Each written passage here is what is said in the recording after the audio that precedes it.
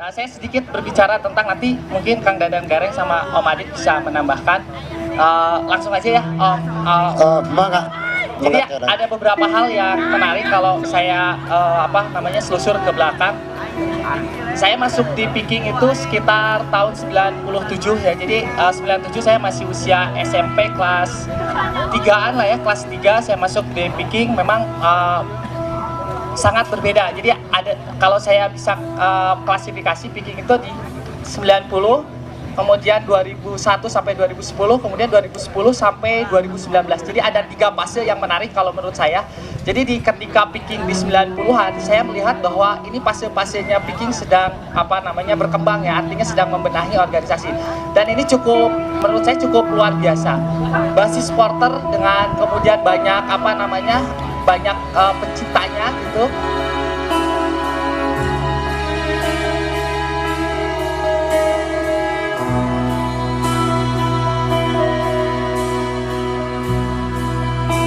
Kuliah dan ditimpa di organisasi Peking sampai itu masih terngiang ya. Jadi saya harus sekolah dan alhamdulillah tahun sekarang di bulan Agustus saya sudah punya 3 gelar. Artinya saya bukan sombong, tapi memang saya ketika disertasi saya persembahkan untuk almarhum Aibetik dan Pak Heru Joko yang memang memotivasi saya. Akhirnya saya bisa kelar sekolah sampai S3. Jadi alhamdulillah sekali ada dorongan. Jadi Persib juga tetap harus jalan dan kemudian sekolah juga harus jalan. Itu hal yang paling penting yang kemudian saya harus bisa petik dari belajar organisasi. Dan yang kedua adalah fase yang paling menarik adalah di 2001-2010. Peking ini cukup luar biasa, besar sekali, sangat besar sekali. Besar, kenapa besar? Masa sudah tidak terbendung, orang ingin sekali menjadi anggota Peking dan kemudian menunjukkan eksistensinya. 2010-2003 itu udah hal yang luar biasa.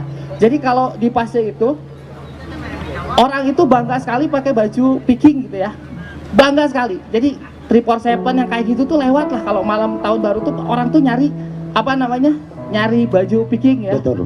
Jadi kalau saya kebetulan juga termasuk yang mengkoleksi baju Peking ya, jadi dari t-shirt awal gitu sampai akhir ya ada terus. Jadi ini fase menarik. 2010 sampai 2019 ini fase dimana Peking sudah mulai banyak dan organisasi sudah mulai agak sedikit agak sedikit tapi masih oke dan masih bisa berjalan. Menurut Kang Alan, bagaimana organisasi dari Peking Persib mungkin itu ada karisma seperti apa gitu? Jadi gini, kalau 2 karakter Peking ini kan sebenarnya kita tuh organisasi yang kalau saya bilang organisasi yang paling keren lah ya si Peking ini.